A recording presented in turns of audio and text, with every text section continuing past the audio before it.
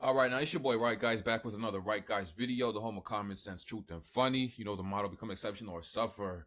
Now, I know I've been gone for like a week. Very unusual of me. You know, I usually keep my ish together and be consistent, but I had some stuff in my personal life I had to take care of. But we back with it, another video, and today we talking about Matt Dillahunty. He's like a famous atheist dude. I've seen him in the Zeitgeist talk about atheism and how he doesn't believe in God and everything. And then we got Andrew Wilson, who I'm more familiar with. He was on this guy right. He was on the Whatever podcast. The Whatever podcast is basically like a dating dynamic show. It's kind of like Fresh and Fit, if y'all familiar with that, but just like more kosher, more I don't know, professional for lack of a better term. But they normally like bring on OnlyFans girls or just like girls that are in that realm, and they kind of just talk about modern dating dynamics and like how their view of reality matches up to actual reality. But today they was talking about religion, and it says here, famous atheist demolished in debate and rage quits. This is from the Daily Dose of Wisdom, his YouTube channel. He's like a Christian YouTuber too. But I haven't watched this video, so I don't know what's about to happen. I'm reacting to this together with y'all. But I heard a lot about it. Like people were talking about, yo, this famous atheist dude got demolished by what's his name? Andrew Wilson. But yeah, let's check it out. What a God thinks is unknown and irrelevant. In the first version of the manifesto, it's presented as a religious view where it acknowledges there's no supernatural guarantee of human value. We advocate a heightened sense of personal life and a cooperative effort to promote social well-being. The goal of humanism is a free and universal society in which people voluntarily and intelligently cooperate for the common good. Individuals are precious and their dignity is affirmed. This is important.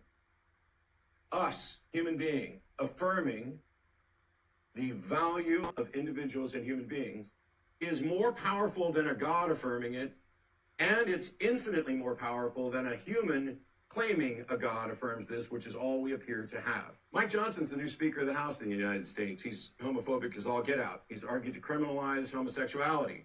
Homosexualities, by the way, are U.S. citizens with specific rights that he wants to take away. Moreover, he advocates for gay conversion therapy, which is unscientific and torturous, because he thinks he can help them pray the gay away, and the gay can be eliminated. He's not anti-gay. He just wants them to cease to exist as gay. They get to keep being human beings. He thinks there's no right to sodomy. Privacy laws don't protect everything, and he thinks that what sort of sex do you have, it should be his to regulate. 2022, he presented what was called the Don't Say Gay bill, outlawing any discussion of gender identity, sexual orientation, or related subjects, which was incredibly problematic because he ignored what the experts have to say about age-appropriate content and how critical it is, especially for kids under 10, which was his target, to have correct language in order to better report on and about sexual abuse. He also says the teaching of evolution is to blame for mass shootings because we've taught a whole generation, a couple generations now, of Americans that there's no right or wrong, that it's about survival of the fittest. And if you evolve from a primordial slime, what is that life of any sacred value? Some of you are saying, hang on, he's the Speaker of the House, he's not the Speaker of Christianity. Or, that's not my type of Christianity. Great. But what is your type? What's your type of Christianity like? Because there's a lot of them. How is it better? And how can we make sure that we get your better version than the one that Mike Johnson wanted? He thinks his version's correct. So do you. Countless denominations without consensus. He's already got more power than my opponent has right now. So I don't know Andrew at all. I don't know what version of Christianity he's advocating for. I didn't bother to look him up. We literally just met and said hello as I sat down here. Is his version of Christianity better? I really hope so. Because it'd be hard to get a whole lot worse. There's a few ways this debate could go. The topic is Christian ethics versus secular humanism, which has a better foundation. The funny thing is, I already won that topic because, as Matt explained to Jay Dyer, he has no justification under the skeptical belief structure to give an accounting for any meta-ethical presupposition he may have. He just kind of grants himself stuff. He grants himself logic, he grants himself reason, he grants himself an entire worldview, even though he's using an unjustified starting position for it. So I'm not honestly all that interested in doing the God not real dough debate because one, it's boring, and two, it's also really boring. It goes like this. I don't see enough evidence and remain unconvinced there's a God. Then I say, but you use a theistic worldview of justification like there is a God to grant yourself logic and everything else. So instead of that, I'm just going to grant Matt's entire worldview. 2/3 or more of the planet of this entire planet are all operating inside of a shared delusion that they were created by a sky daddy who loves him some slavery and murderousness. He thinks it's funny to kind of cosmically with people. That's his deal, kind of his whole thing. That's Matt's worldview. So now Matt's right, and the question becomes, should we let them to continue to believe in this nonsensical Stone Age madness, or do we stop them from engaging in it? My contention is, even if God isn't real at all, that people acting as though he is still superior to whatever nonsensical, egalitarian worldview Matt can come up with. Yeah. See, Matt I also agree just there. acts as though the things he believes are true. He believes, and therefore acts as though logic is real, math is real, everything is real. That's the problem to me with secular humanism versus religion, because secular humanism has no basis for good and evil. It's all like very subjective. So it just opens the gates to relativism. It's like anything can be argued or justified. It's a real dangerous road to go down. And I almost feel like God can be viewed as some sort of a mechanism that humans can use to not fall victim to their own pride and ego. Kind of like do unto Caesar what's Caesar's and do on to God what's God's, because it becomes dangerous when a human being has nothing he's subservient to. We have a tendency to become very prideful and egotistical, and like this is the famous story of the devil. He was like the most prideful angel. And God is sort of like a mechanism to prevent that thing from happening, in my view. But anyway, let's continue. Real based on his presuppositional belief that they are real. You see, human flourishing, the cornerstone of Matt's ideology and that of secular humanism, is totally meaningless. Flourishing by whose metric? From my perspective, for instance, attempting to lie to people who claim men can be women isn't human flourishing. From Matt's perspective, it is. Why? Why should the collective of humanity lie and say men can get pregnant? Why should they say that men can have periods? Things which are categorically and obviously false. That's also a very good point he just brought up. Secular humanism, it caters to and assuages everybody's personal beliefs about themselves, and like even whether their personal ideology is false or has a lot of errors or potential hazards, instead of just like telling people the truth, they just kind of assuage their beliefs. It's better to point out somebody's delusion instead of catering to it, therefore making it worse long term. It's like there's a slippery slope you can go down by affirming people's lies. Like, for example, men can be women or men can be pregnant. These are things that reality objects to. This doesn't happen in the real world. A male with his chromosomes cannot get pregnant. But when you lie to people and say that they can, it's kind of just like affirming their delusion. And then who knows where it can go down after that. Once they just feel confident in their delusion, it leaves them prone to more delusions. It's like you have to have true and false in reality, or otherwise everything just gets mixed up and convoluted and you don't know what from what. Everything's just a huge mess. And so boundaries need to be there in society. I completely understand what he's saying. That preserving homosexuality in society is good for human flourishing, even though they are reproductive dead ends. And that Western society and egalitarianism is superior to those evil theist society, even though the Western nations can't even reproduce their own populations, but instead have to replace their population with foreigners from those theist nations that can reproduce. Let's start with a basic societal question recently asked of the West, who has now embraced a scientific and non-theistic approach to governing. Super basic question every kindergartner knows. If you don't believe me, go watch Kindergarten Cop. The question posed to the Western nation is, can a man be a woman? Right? To the question of if a man can be a woman, they say the answer is yes. And the way we will decree they can be a woman is by simply saying that woman now means male. Problem solved. Thank you, secular humanists. Thank you so much. Nope, not kidding. Why, you ask, would people be this over-the-top stupid? Well, it's simple. The good is the good, man. We have to do what's good for human society and human flourishing. And if you don't call these deranged lunatics, Guys which they getting obviously aren't, pissed. they might self-terminate. So in order to avoid that, we need to make everybody on planet Earth lie to them. Yeah. This is human flourishing. Right. Just redefine shit, pretend it's true. How laughably absurd this worldview is. Matt will often say, I remain unconvinced. Well, Matt, I'm also going to use your standard. I need for you to 100% convince me beyond a shadow of a doubt that males can have babies. What's the answer going to be? No, Andrew, you big stupid. Males can't have babies. Men can have babies. As we just defined man to include females, dummy. Yeah. Well, Matt, I remain unconvinced. I'd like Matt to convince me that if you are a male and you are having sex with another male, which would not be allowed in my version of a secular humanist worldview, how is it that you're not just basically having sex with a guy with a wig on? I really want to know the answer to that question. Not just me, but all rational people who aren't lunatics also want to know why it's ma'am isn't a complete and total crock of garbage. Because I remain unconvinced that it isn't a total lie, and that these people don't just pervert the language to include their own perversions and then add human flourishing at the end.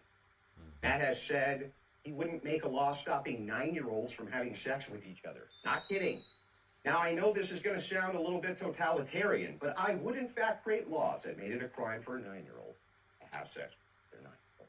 I would hold the parents criminally liable for allowing this to happen in my evil authoritarian society, where I don't even let 9-year-olds have sex or the parents go straight to jail for negligence. Now, I think that's better for human flourishing. I think maybe parents would be far less likely to let their 9-year-olds do that if they went to jail. Stupid me. And the thing with Andrew is he's not even straw manning, what's the guy's name? He's not even straw manning Matt's ideology, his secular humanism. This is literally what they believe in objectively. In contrast to what Matt was doing with Christianity or religion, kind of just straw manning it and reducing it or miscategorizing and misinterpreting what they're saying. All of Matt's points about Christianity, from what I heard, were just kind of just like, yo, they're authoritarian. They're bigoted. They don't like homosexuals. And even within Christianity, there's nuance to the whole view on homosexuality. Andrew was saying about homosexuality that it would lead to a population not being able to produce, but I think that's why homosexuality has never been the majority of the population. It's always just been a minority. And as long as it stays that way, the species will flourish, is what I believe. And I believe that might be like the only thing he had on him was just like religion's view towards homosexuality. But in the modern day, people don't believe in just pushing people off buildings if you're in the West, at least, you know. But yeah, man, this guy doesn't really have any strong footing to stand on, because everything he's saying is just true about his belief, and he was having his facial reactions. But I'm really interested to hear his rebuttal. Next, I would in my authoritarian society decree that all simulated sex acts in public were criminal offenses and would make sure that all people went to prison for the crime of indecency, which doesn't assist with human flourishing, and I'd like to know why I'm wrong. Secular humanism can basically be whatever the hell you want it to be. Yeah, that's the danger. Really need the principle of freedom or the starting axiom of freedom and peace in order to postulate whatever it wants. It's sloganeering. They're slogans. They don't mean anything. Okay, why do 9-year-olds need to be able to have sex in order to advance humanity? Why do we need to lie about a person's sex in order to advance humanity? Yeah, why are these things necessary for human flourishing? Yep. Why are decency laws bad? Why would Christian ethics stop flourishing when the theist mandate is to reproduce, and the secular mandate is let's just all have sex and have fun, bro? This is the problem when a society keeps lying to itself. As you can see, Jordan Peterson commonly talks about the World War II Nazi-Jew situation. That whole thing was perpetuated by people continuing to lie to each other about the reality of what's going on. People just decided to view the sinister things they were doing with a positive light, you know? And that's what's happening within secular humanism, just affirming everything that's false to be true. To saying, oh yeah, it's nothing wrong, no matter what age a kid is, he can have sex, or men can be women, women can be men. It's like, this is how society collapses. It might hurt your feelings, but the truth is still better than a lie. especially in the long term. Way worse for human flourishing. In fact, I would say not reproducing is the worst possible thing for human flourishing, because if there's no humans, how do you flourish? So, I guess, in essence, step one, I remain unconvinced. Step two, I need to be convinced, so I'm no longer unconvinced. And step three, but God not real, though, doesn't matter here. I've already granted it. Yeah. To still demonstrate just how And I like what Andrew's saying about the whole God's not real debate. It's not even worth having, because he just stated his main principle is it's better for society to believe and act as if God exists than the ulterior, than believing that there is no God and everybody's atheistic, because it just opens the gateway for every type of degeneracy to happen, man. And that just sounds like hell. stupid this ideology actually is. With that, I'll yield my time, and I'm happy to get into it. Hey, James, I just sent you a message. All right. We are going to kick it into an open discussion, so 50 minutes, and let's kick it. No, I don't think so. I'm not going to sit here and dignify the preparation that I went through and what people work here for. You're so indignant. Keep interrupting me. I am. You're so indignant. Yeah, that's so disrespectful, bro. He's just like saying, you're making so much sense right now. I'm not even gonna acknowledge the things that you are saying, because I know that I cannot back them up with any logical sound facts or argumentation, bro. This is so weak. That's so weak. That's so lame, bro. And he's so emotional too, man. Like he knows inside himself, like, he's ashamed. This is disgraceful, bro. Andrew just killed him with facts and reason, and now he's embarrassed. So that I can finish what I'm saying? Please, Matt. Please. How dare someone have no... And so he's like projecting this moral superiority onto Andrew now, saying, I'm just so moral superior. I'm not even going to dignify these logical things that you're saying because they disqualify or disprove my dumb belief system. I'm not going to sit here and dignify what was supposed to be a debate about Christianity versus secular humanism, which one's better for the world. Yes. With someone who clearly showed up with an agenda that has nothing to do with that. You see? But this is the problem with secular humanism. It's just built upon constant lies. And when you lie a lot, you corrode like your inner truth sensor, so you're susceptible to self-deception. So he probably thinks like he's saying the truth right now. He doesn't even realize, because he lies so much to other people, that he's lying to himself right now, to trying to say that everything Andrew is saying right here doesn't make sense, bro. Like, this is the danger of lying, dog. You're lying to yourself, Matt. He just mollywopped you in this debate. The fuck? Someone who refers to trans people as deranged lunatics who will self-terminate. Okay, come with a better argument then. Come with a better argument. Instead of just saying, oh, he said some mean things. Come with a better argument. Make him look like an idiot. But you won't, because you can't. Question them? How am I wrong, Matt? Thank you. Someone who misrepresents a quote from a debate where I said I wouldn't make a law about 9-year-olds having sex being legal with respect to the 9-year-olds, not that I was in any way in favor of it, and that I was actually opposed to it, which I addressed during that debate. But moreover, this is not remotely an honest interaction on the front of whether or not secular humanism is valuable. Because this, when he presented his position here, has nothing to do with secular humanism. Bro, From the get-go, it's all about me. Matt thinks, Matt thinks, Matt thinks. I'm giving what Matt thinks, what Matt thinks, what Matt thinks, what Matt thinks. Matt's position. I came in with the Secular Humanist Manifesto. I came in with positions that aren't that aren't merely my position. Oh, well, as long as multiple people hold the position... This guy's not serious, and I'm leaving. James, if you want a refund... Well, good day, sir. And I'll cover your refund. Bro, this is a disservice to secular humanism. This guy, as a representative for secular humanism, he's not the guy, man. He's making y'all look bad out here, man. That's crazy. No. No. No. This debate is over. Goodbye. Oh, wow. This was really entertaining to watch. Interesting, man. Like, I love how Andrew just portrayed and laid out his old argument, bro. He's just slapping this guy with truth and facts, bro. Like, the lies cannot hold face up to truth. They just burn. They just get diminished. They just wither away, man. I love what he was saying here. Tell me what y'all think, though, man. Like, are you on the secular humanist side? And if so, you have to find a way to justify it, because just as Andrew has pointed out, so many blind spots in their ideology, man. It's like there's no boundaries, there's no rules. And I don't understand why Matt, a guy who's really respected and looked upon as knowledgeable in that space, had no rebuttals to counter what Andrew was saying, and instead just became very emotional and quit. I found that to be like very disappointing and immature. And it just makes me believe that this guy actually knows he was wrong and can't substantiate any of his actual beliefs, really, because there's no foundation to them, bro.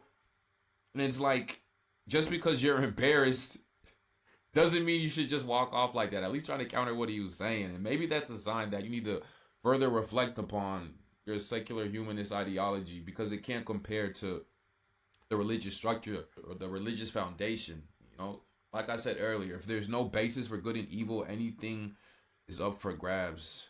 And Andrew demolished this guy over here, man. But hey, I want to know what y'all think in the comments. Please like and subscribe if you enjoy this video. Anyway, RightGeist out. Hey, no, y'all can send me topics you want me to cover at bigmanbuilder100@gmail.com. Follow me on Twitter at RightGeist with 2 T's. RightGeist out. See y'all later.